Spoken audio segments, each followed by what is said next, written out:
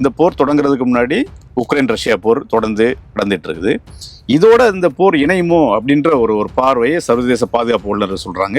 ஈரானிய ஷாஹெத் எரிவிசை ஏவுகணைகளை வாங்கித்தான் அவர்கள் இன்னும் கொஞ்சம் நெருங்கி பாக்தாத்தை நெருங்கி வந்திருந்தாங்கன்னா ஈரானியர்கள் படையெடுத்திருப்பார்கள், தடுத்திருப்பார்கள் என்றெல்லாம் செய்திகள் வந்தன. 2014 நான் பாக்தாத்தில் இருக்கேன். இந்த சவுதிகளை அவர்களுக்கு அவ்வளவாக பிடிக்காது. ஏன்னா சவுதிகளும் ஈரானியர்களும் பரம்பரை பகைவர்கள். ரெண்டு பேரும் ரெண்டு டிஃப்ரெண்ட். சவுதிகளுக்கும் ஐக்கிய அரபு அமீரகங்களுக்கும் ஒரு பெரிய போட்டி, அதிகார போட்டி. இந்த சன்னி இஸ்லாமிய உலகத்தை யெமன் எப்போ பிளவுபட்டுச்சோ, யெமனுடைய அதிகாரப்பூர்வமான ஆட்சியாளர்கள் அவங்க சவுதியிலிருந்து ஆட்சி பண்றாங்க. 92 ஆண்டு நம்பிக்கை. எஸ்பிஎஸ் வழங்கும் சத்தான கேப்பை மாவு மற்றும் கம்பு மாவு. ஆரோக்கியமான வாழ்க்கைக்கு தினமும் எஸ்பிஎஸ். விகடன் நேயர்களுக்கு வணக்கம். ஐக்கிய நாடுகள் சபையின் முன்னாள் அதிகாரி திரு இரா கண்ணன் அவர்களுடன் ஒரு சிறப்பு நேர்காணல். வணக்கம் சார். வணக்கம் பாட்டியம். இப்போ மேற்காசிய போர் அதில் பல புதிய மாற்றங்களை பார்க்க முடியுது. இதுக்கு முன்னாடி அந்த பிப்ரவரி 28க்கு பிறகு அந்த நடந்த போர் எல்லாமே அமெரிக்காவும் இஸ்ரேலும் ஈரானை தாக்குவாங்க. பதிலுக்கு ஈரான் இஸ்ரேலை தாக்கும், வளைகுடா நாடுகளில் இருக்கக்கூடிய அமெரிக்க தளங்களை தாக்கும். இப்படி தான் நடந்துட்டு இருந்த போரில் கடந்த சில நாட்களில் குறிப்பிடத்தக்க மாற்றங்கள் இருக்குது. குறிப்பாக சவுதி அரேபியா இந்த போருக்குள்ளே வந்திருக்கு. ஏமனில் இருக்கக்கூடிய ஈரான் ஆதரவு பெற்ற இந்த ஹவுதிஸ், அதே மாதிரி ஈராக்கில் இருக்கக்கூடிய ஈரான் ஆதரவு பெற்ற அந்த ஆயுத குழுக்கள், அவங்களும் சவுதி அரேபியா மேலே தாக்குதல் நடத்துகிறாங்க. இது புதிய மாற்றங்கள் என்ன பின்னணி? இப்போ ஈராக்ல நான் ஒரு 5 வருஷம் வேலை பார்த்தேன். அங்கே பாப்புலர் மொபிலைசேஷன் ஃபோர்ஸஸ், PMF, அது ஆயுதம் தாங்கிய குழுக்கள். அது 2014 அந்த குழுக்கள், பல குழுக்கள் எல்லாம் சேர்ந்து ஒன்றா வந்துச்சு. எதற்கு வந்துச்சுன்னா, இப்போ இஸ்லாமிக் ஸ்டேட் அப்படின்ற ஒரு சன்னி இஸ்லாமிய ஒரு பயங்கரவாத அமைப்பு, அல்கைதாவுடைய நவீனப்படுத்தப்பட்ட அல்கைதாவை பழமைவாதிகள் என்று புறம் தள்ளிவிட்டு புதிதாக இந்த தொழிலை உங்களை விட நாங்கள் நன்றாக செய்வோம் அப்படின்ட்டு வெளிவந்த இஸ்லாமிக் ஸ்டேட். அவங்க சிரியாவில் ஒரு ஏறக்குறைய 40% சிரியாவை அவர்கள் பிடித்து வைத்திருந்தார்கள். அதற்கு மேலே கூட இருந்திருக்கும். ஈராக்கையும் அவர்கள் பிடித்தார்கள். 2014 தொடங்குச்சு. மோசுல்னு சொல்லிட்டு சிரியாவை ஒட்டி இருக்கக்கூடிய அந்த இடத்த முதல்ல பிடிச்சு, அதுக்கப்புறம் உள்ளே வந்தாங்க. பாக்தாதுக்கு ஒரு 30 கிலோமீட்டருக்கு முன்னாடி வரைக்கும் அவர்கள் வந்து விட்டார்கள் படையெடுத்து. அவர்கள் சன்னி இஸ்லாமியர்கள். ஈராக் ஷியா பெரும்பான்மை இஸ்லாமிய நாடு. 60% ஈராக்கியர்கள் ஷியா நம்பிக்கையை சேர்ந்தவர்கள். அந்த நேரத்தில் பெரிய பதட்டம் ஈரானில் வந்துருச்சு. இந்த சன்னி பயங்கரவாத தீவிரவாத அமைப்பிடம் சக்தி அல்லது அதிகாரம் சென்று விட்டால் ஷியாக்களுக்கு பெரிய ஆபத்தாக முடிந்துவிடும் அப்படின்ட்டு அவர்கள் இன்னும் கொஞ்சம் நெருங்கி பாக்தாத்தை நெருங்கி வந்திருந்தாங்கன்னா ஈரானியர்கள் படையெடுத்திருப்பார்கள், தடுத்திருப்பார்கள் என்றெல்லாம் செய்திகள் வந்தன. 2014 நான் பாக்தாத்தில் இருக்கேன். ரொம்ப நெருக்கடியான ஒரு சூழல். உலக ஊடகங்கள், செய்தியேடுகள், தொலைக்காட்சிகள் எல்லாம் அதை மையப்படுத்தி செய்திகளை நிமிடத்திற்கு நிமிடம் வெளியிட்டு கொண்டிருந்த காலம் அது. அப்போ இந்த அயத்தொல்லா என்பது நம்ம இங்கே பண்டிதர்கள்னு சொல்றோம் இல்லையா, பண்டிதர்கள், படித்தவர்கள், அதுல குறிப்பா ஆன்மீகத்துல உயர்ந்த ஒரு இடத்துல இருப்பவர்களை நாம இங்க ஏறக்குறைய அவர்கள் மடாதிபதிகள் மாதிரி. அங்க ஈராக்ல ஒரு அலி சிஸ்தானின்னு சொல்லிட்டு 90களை கடந்த ஒரு பெரியவர் இருக்கிறார். அவர் தான் கிராண்ட் அயத்தொல்லா, மிக மிக மிக படித்தவர். அவர் இந்த ஷியா ஆயுத குழுக்களை எல்லாம் ஒன்று திரட்டி அவர் என்ன சொன்னார், உங்களுடைய வேலை இந்த சன்னி இஸ்லாமிய தீவிரவாதத்தை நீங்கள் எதிர்க்க வேண்டியது உங்கள் வேலைன்னார். அப்போ தொடங்குச்சு 2014. இப்போ 12 ஆண்டுகள் ஆயிடுச்சு. அவர்கள் இன்னும் அவர்கள் ஆயுதங்களை கைவிடவில்லை. Islamic state 2018 முறியடிக்கப்பட்டது. அதனுடைய தலைவராக மறைந்து வாழ்ந்த பாக்தாதியை அமெரிக்கர்கள் முதல் ட்ரம்ப் நிர்வாகத்தின் போது கொன்றுவிட்டார்கள். அவங்க ஈரானுக்கு ரொம்ப வேண்டியவர்கள். அவர்களுடைய ஆற்றல், சக்தி, ஊக்கம் எல்லாமே ஈரான்ல இருந்து வர்றது. ஏன்னா அவர்களும் ஷியா, இவர்களும் ஷியா. ஷியாவுடைய உலக ஷியாக்களின் பாதுகாவலராக ஈரான் எப்போதுமே தன்னை வடிவமைச்சிருக்கு. பாரேன்ல இருக்காங்க.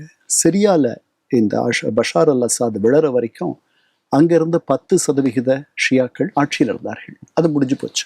அதனால தான் பஷார் அல் அசாத் இருந்தபொழுது சிரியாவை தாங்கி பிடித்தார்கள் இந்த ஈரானியர்கள். இப்போ இந்த ஷியா குழுக்களும் அவர்களுடைய பிரதான எதிரி யாருன்னு எடுத்துக்கிட்டிங்கன்னா இந்த சவுதிகளே அவர்களுக்கு அவ்வளவாக பிடிக்காது. ஏன்னா சவுதிகளும் ஈரானியர்களும் பரம்பரை பகைவர்கள். 2 பேரும் 2 டிஃப்ரெண்ட் ஸ்கூல்ஸ் ஆஃப் தாட். இவர்கள் சன்னி இஸ்லாமிய உலகத்திற்கு தலைமை தாங்குபவர்கள், இவர்கள் ஷியா இஸ்லாமிய உலகத்திற்கு தலைமை தாங்குபவர்கள். அதனால அவங்களுடைய பதில் அந்த முரண்பாடு தான் அந்த முதல் காரணம். அதுதான் தொடக்கம். அதுக்கப்புறம் அதிகாரம், அந்த மாதிரி. அதாவது ஈரான் இப்போ ஒரு கையறு நிலையில் இருக்கு. இந்த நேரத்தில் சன்னி நாடுகள் எல்லாம் ஒன்று சேர்ந்து அமெரிக்காவோட, வளைகுடா நாடுகள் அத்தனையும் அமெரிக்காவோட ஆதரவில், அமெரிக்காவுடைய துணையோட ஈரானை எதிர்த்து கொண்டிருக்கிறார்கள். அதனால அவர்களுக்கு ஆதரவாக ஹூத்தி செயல்படுறாங்க. ஹமாஸ் பெருசாக செயல்படலை, அவர்கள் நிராதரவாக இருக்காங்க. அங்கே ஹெஸ்புல்லா இஸ்ரேலியர்களோட சண்டை போட்டுட்டு இருந்தாங்க. அங்கே ஓரளவுக்கு ஒரு அமைதி இருக்கு. இந்த 2 பெரிய பதிலிகள் இவர்களுக்கு ப்ராக்சிஸ் உதவுற அளவில் இல்லை. அதனால இவ்வளவு நாள் உறங்கி கொண்டிருந்த மாதிரி இருந்த சிலர் இப்போது விழித்துக் கொள்ளுகிறார்கள். அதனால ஹூத்திஸ் பாபல் மாண்டப் அதை நாங்கள் மூடிடுவோம். ஏன்னா நீங்க அந்த வரைபடத்தை பார்த்தீங்கன்னா சவுதி அரேபியாவுடைய மேற்கு கிழக்குல உங்களுக்கு இது இருக்கு, ஹார்முஸ் இருக்கு. அது திறந்திருக்க வரைக்கும் அவர்களுடைய எண்ணெயை அது வழியா இந்தியாவுக்கு ஏற்றுமதி பண்ணலாம், பாகிஸ்தானுக்கு பண்ணலாம், எங்க வேணாலும் பண்ணலாம்.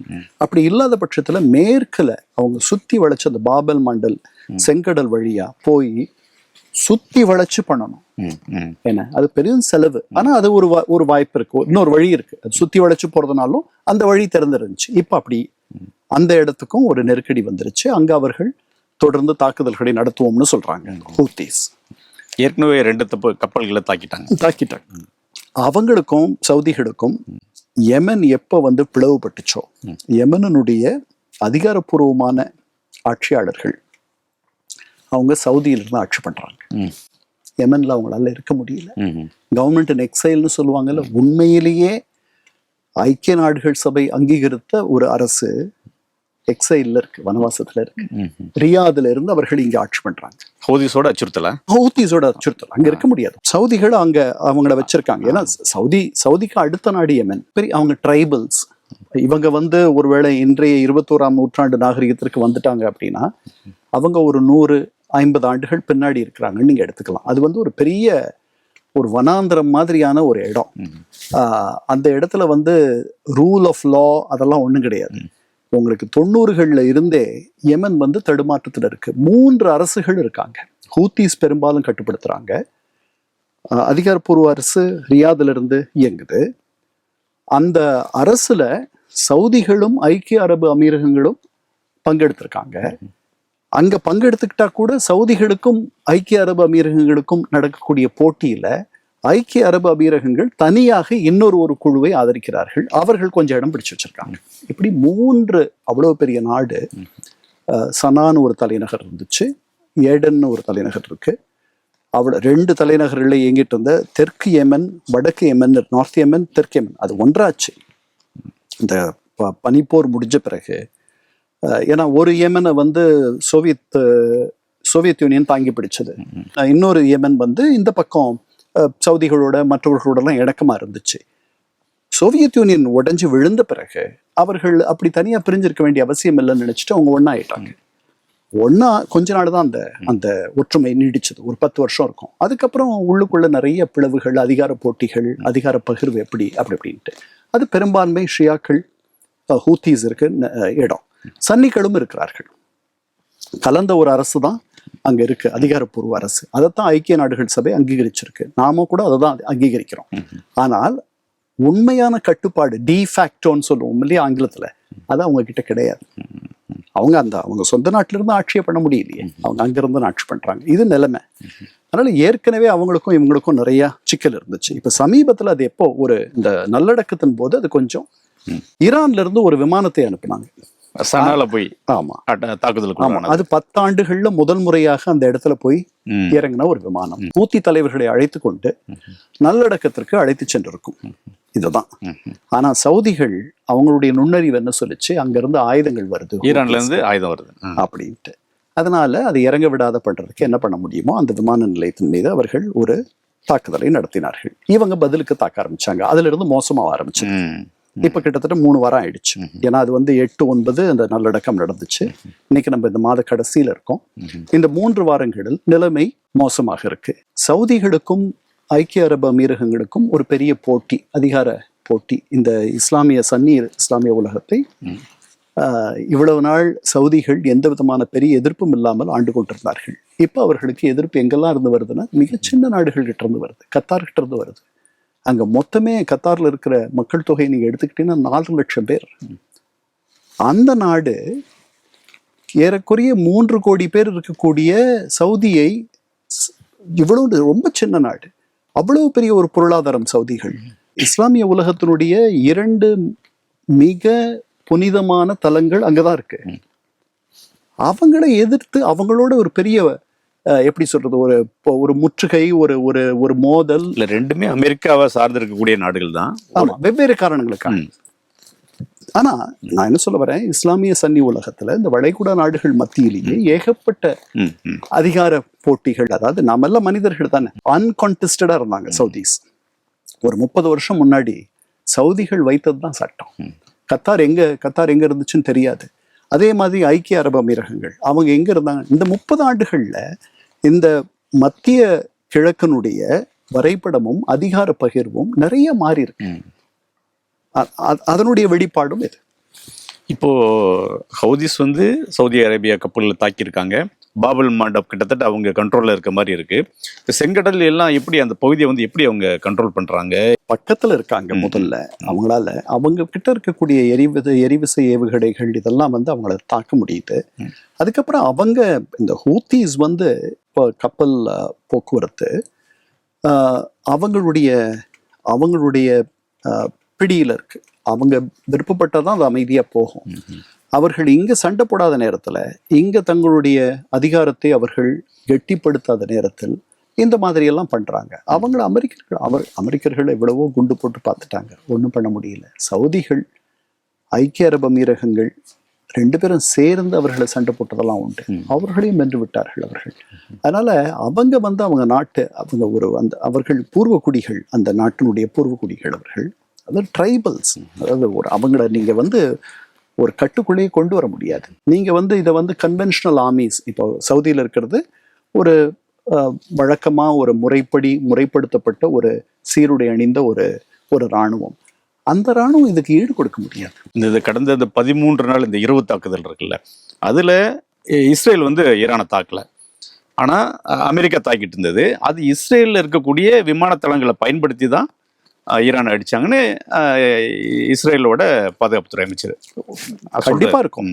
ஏன்னா அங்கிருந்து உங்களுக்கு 2000 கிலோமீட்டர் தான் இந்த ரெண்டு நாட்டுக்கும். அதுதான் பக்கம். மற்ற நாடுகள் சவுதி தரமாட்டேன்றாங்க. சவுதி இப்ப சமீபத்துல அந்த மாதிரி கேட்டதுக்கு மாட்டேன்னு சொல்லிட்டாங்க. சவுதிகள் ரொம்ப கவனமா இருக்காங்க. அவங்களுக்கு அவங்க ஒரேடியா சண்டை போட்டுக்கணும்னு நினைக்கல அவங்க ஈரானோட. 2023 அப்புறம் இந்த சீனர்கள் வேற அவங்கள 2 பேரையும் சேர்த்து வச்சாங்க.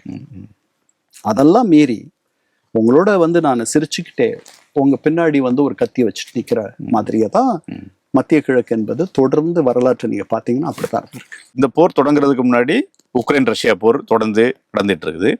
இதோட இந்த போர் இணையுமோ அப்படின்ற ஒரு பார்வையை சர்வதேச பாதுகாப்பு வல்லுநர் சொல்றாங்க. சமீபத்துல அந்த காஸ்பியன் கடல்ல ஒரு கப்பலை உக்ரைன் தாக்கியிருக்கு. அந்த கப்பல் ஈரான்ல இருந்து ரஷ்யாவுக்கு போற கப்பல், அதுல ஆயுதங்களை கொண்டு போறாங்க அப்படின்றதுல ஒரு குற்றச்சாட்டுல தாக்கி இருக்குது. அதுக்கு அப்பாஸ் அராக்சி நாங்க சும்மா விட மாட்டோம், எங்க மாலுமி ஒருத்தர் இறந்திருக்காரு, பதிலடி கொடுப்போம் அப்படின்றாங்க. இது இந்த போருக்குள்ள இப்போ உக்ரைன் ரஷ்யா வருது. ஈரானிய ஷாஹெத் எரிவிசை ஏவுகணைகளை வாங்கித்தான் ரஷ்யர்கள் இவங்களை தாக்குறாங்க. வேற யுக்ரைனியர்கள் ஏற்கனவே இவங்களுடைய ஆயுதங்கள்லாம் அங்க ரஷ்யர்கள் பயன்படுத்துறாங்க. ஏன்னா ரஷ்யாவுக்கு அவ்வளவு ஆயுத தேவை இருக்கு. நான் யுக்ரைன் மீது இந்த யுக்ரைன் வரை விரிவடையும், ரஷ்யா ஈரானியர்களுக்கு வெளிப்படையாக நிறைய உதவும் அப்படின்லாம் நான் நினைக்கல. ரஷ்யா உதவிட்டு இருக்கு. நுண்ணறிவு தகவல்கள் ரஷ்ய சேட்டலைட்கள் மூலமாக ஈரானுக்கு கடத்தப்படுது. அதை அமெரிக்க அதிபர் ட்ரம்ப்பே ஒத்துக்கிட்டு இருக்காரு. அவர் சொன்னார், நாங்கள் இதை தான் பண்ணுறோம் யுக்ரைனுக்கு, அதை தான் அவங்க எங்களுக்கு எதிராக பண்ணுவாங்க, இதெல்லாம் எனக்கு புரியுது அப்படின்ட்டார். அதை சாதாரணமாக எடுத்துக்கிட்டார். அதனால் அதெல்லாம் நடந்துட்டுருக்கோம். இது விரிவுபடுத்தப்பட முடியும்னு எனக்கு தோணலை. இதுக்கு இடையில பேச்சுவார்த்தைகள் மீண்டும் பேச்சுவார்த்தைகளுக்கு இவங்க திரும்பி வர்றதுக்கான முயற்சிகள் கடுமையாக நடந்துட்டுருக்கு. அது மாதிரி இந்த மத்தியஸ்தர்கள் கடுமையான முயற்சிகளில் இருக்கிறார்கள்ன்றதுல எனக்கு ஒரு சந்தேகமும் இல்லை. அவங்க திருப்பி கொண்டு வந்துடணும். ஏன்னா இதனால யாருக்கும் எந்த பயனும் இல்லை. அதனால இது வேகமாக வரணும். 2-3 மாதம் தான் இருக்கு காங்கிரஸ் தேர்தலுக்கு. அதனால அவருக்கு ஒரு பெரிய நெருக்கடி இருக்கு. அவர் இறங்கி வரணும். அவர் தான் ப்ளோ ஹாட் ப்ளோ கோல்டா இருக்காரு. இன்னைக்கு தொலைச்சிருவேன்றாரு, அடுத்த நாள் அவங்க பேச்சுவார்த்தைக்கு ஆர்வமா இருக்காங்கன்ட்டு இவரே சொல்றாரு.